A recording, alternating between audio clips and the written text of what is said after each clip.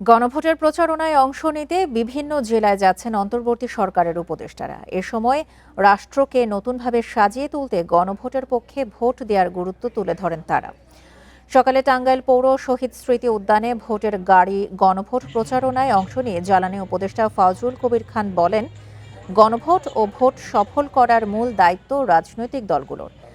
আনুষ্ঠানিক প্রচারণা শুরু করলে এই নিয়ে ভোটারদের জানাবেন প্রার্থীরা। গণভোটের প্রচার কার্যক্রমের অংশ হিসেবে কিশোরগঞ্জে যান স্থানীয় সরকার উপদেষ্টা আদিলুর রহমান খান।